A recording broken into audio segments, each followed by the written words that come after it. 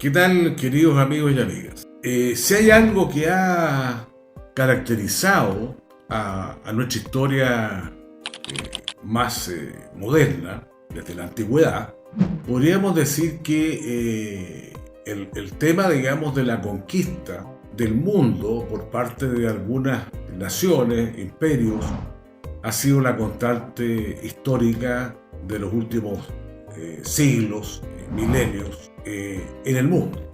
Podríamos decir que el hombre, cuando se establecen, digamos, en tribus, en ciudades, civilizaciones, una de sus mayores obsesiones está dada por esa ímpetu, por ese deseo de la conquista de otros territorios y de otras naciones, otros pueblos, otras tribus. Y que esto ha sido una suerte de constante, digamos, a través de nuestra historia en los últimos 3.000, 4.000 años.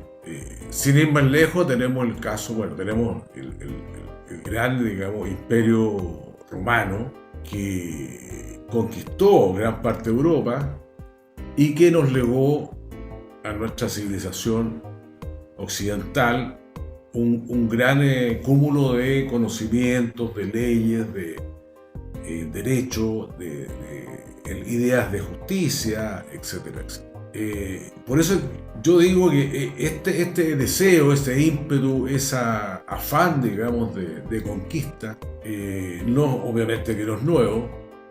Después del Imperio Romano surge también en los años 1500, podríamos decir, el 1400-1500, el Imperio Español, que también dominó al mundo por bastantes decenas de años, centurias, y dando paso, digamos, a otro imperio que tuvo digamos, la ambición, digamos, también de ser un imperio donde no se ponía el sol, un imperio que estaba basado en un gran poder naval, también como era el Imperio Español, y que, claro, este fue el Imperio Inglés, que se lanzó a la conquista de numerosos territorios, incluso cruzando el Atlántico y dominando lo que hoy se conocen como Estados Unidos, y numerosos otros países, digamos, aledaños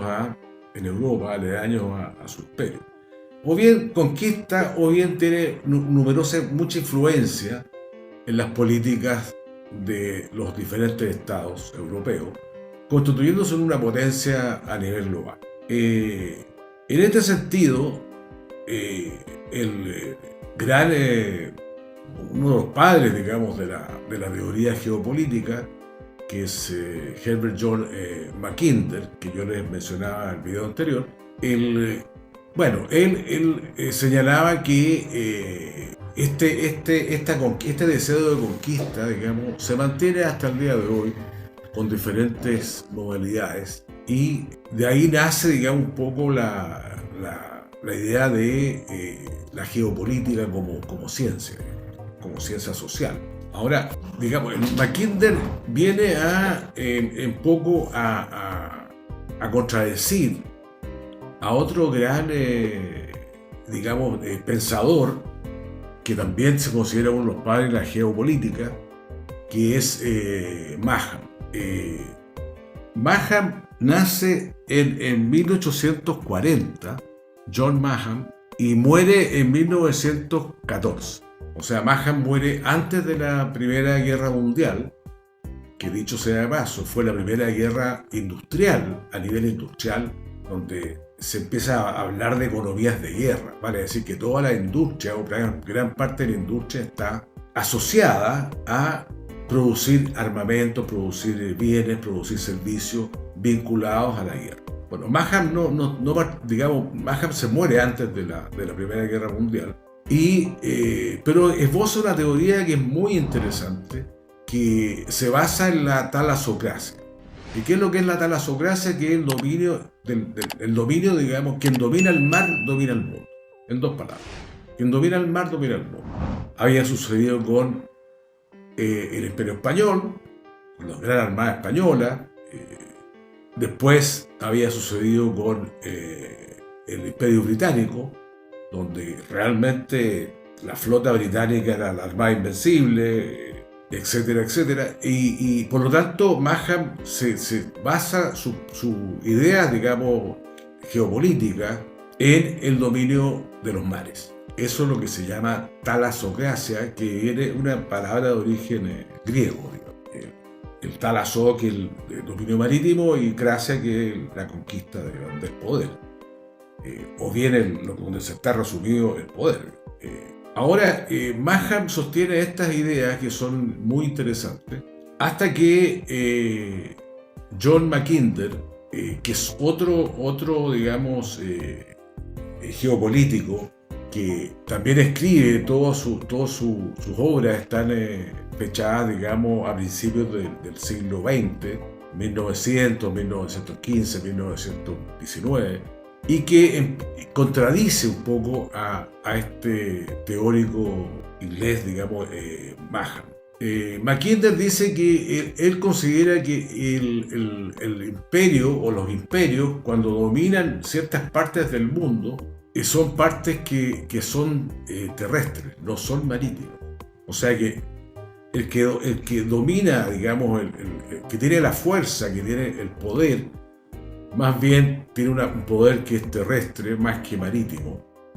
Aunque obviamente con los años, digamos, también se complementan las dos cosas, o sea, el poder naval por un lado y el poder marítimo por otro. Ahora Mackinder dice por qué es esto, porque él, como yo lo explicaba en el video anterior, considera que el corazón del mundo está situado en Eurasia. Entre otras razones, porque esta zona del mundo no tiene fronteras navales, o tiene escasas fronteras navales, y es muy difícil conquistarla por mar, obviamente, y que incluye vastos territorios, digamos, de Eurasia, prácticamente toda Rusia, Armenia, Azerbaiyán, Turquistán, Kazajistán,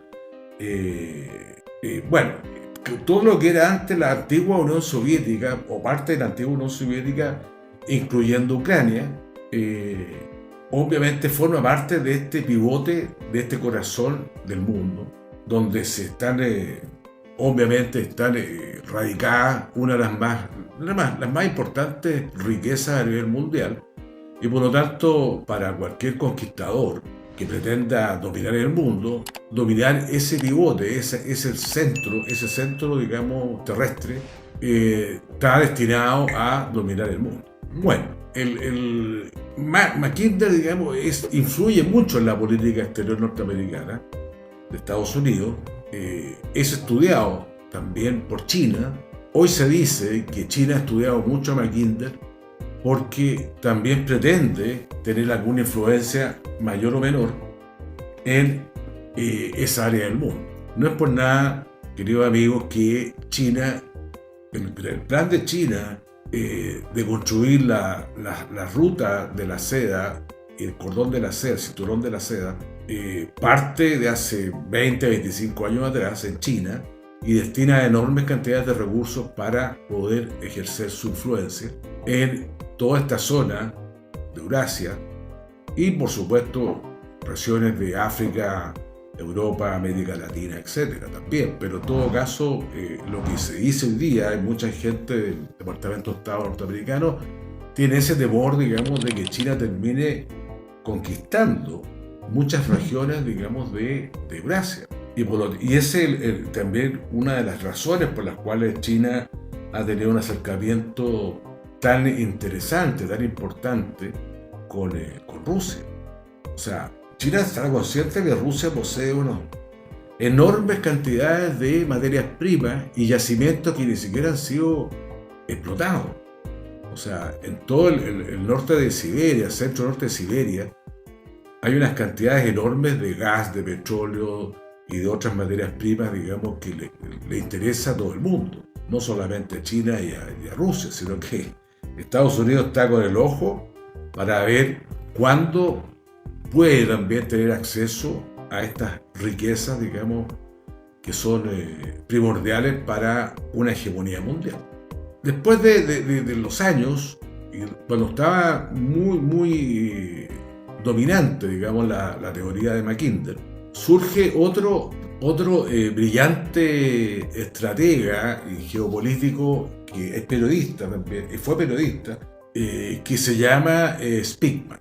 Exactamente es Nicholas Spigman, siempre se olvida el nombre, que también crea un concepto que también es muy interesante en geopolítica, que es, aparte del pivote, digamos, del Heartland, que se llama el corazón de la Tierra, Heartland, o Heartland, mejor dicho, Heart de corazón y Land de tierra, crea otro concepto que es el Riemann. El Riemann es un territorio que está al borde, digamos, que es el límite del Heartland, del pivote central, y que son todos aquellos países que constituyen una franja que da al mar.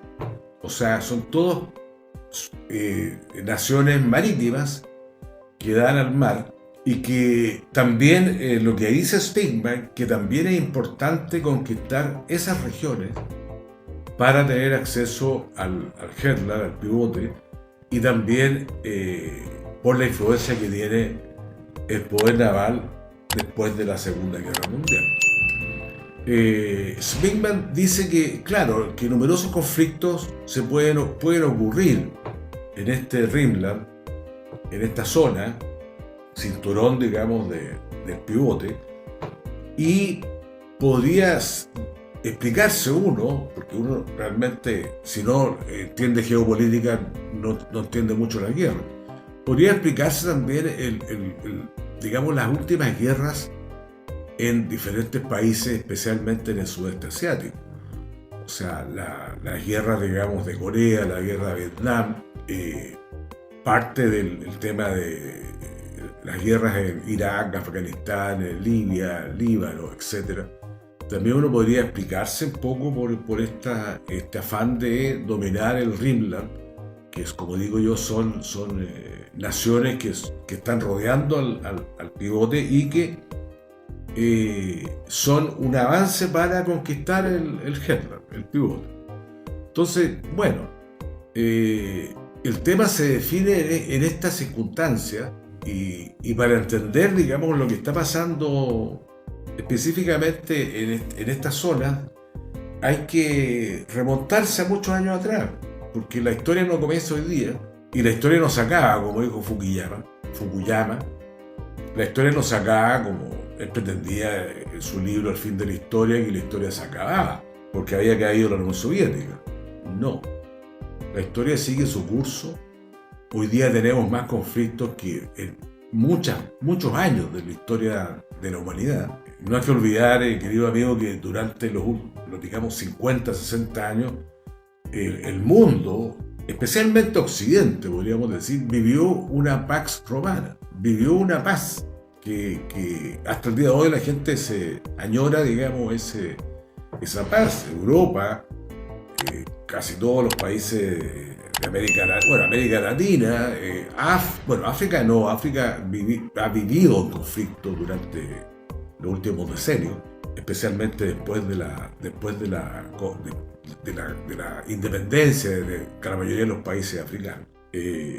Claro, o sea, pero en todo caso, hemos vivido decenas de años, digamos, en una relativa paz, una paz armada, una paz de la Guerra Fría, pero que con este concepto de disuasión mutua asegurada, es decir, si hay una guerra nuclear no va a quedar títere con cabeza, y por lo tanto mejor no empecemos la tercera guerra o la segunda guerra mundial o la tercera guerra mundial. No empecemos una guerra nuclear porque sabemos que vamos a desaparecer todo.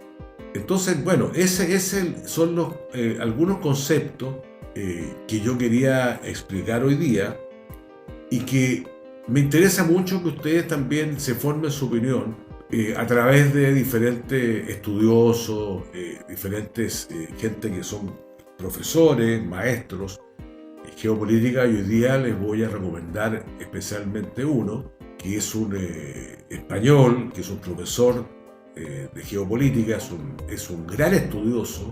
A mí me asombra la cantidad de datos, de información y de teorías que maneja, que se llama Francisco Fernández Cruz. Francisco Fernández Cruz, yo le voy a dejar digamos, algunos antecedentes de este profesor español, para que ustedes también puedan acudir a él si tienen dudas o bien quieren profundizar más en estos temas que yo estoy dando un brochazo en cuanto a la información, porque la verdad es que uno podría hablar 2 horas, y especialmente este señor podría hablar como 4 horas con respecto a este tema, porque tiene un conocimiento enorme. Así que, querido amigo, eso es el comentario de hoy, y voy a tratar de hacer un nuevo video, no sobre este tema a lo mejor, pero sobre un tema parecido a este en los próximos días. Bueno, que estén muy bien y le agradezco mucho la atención.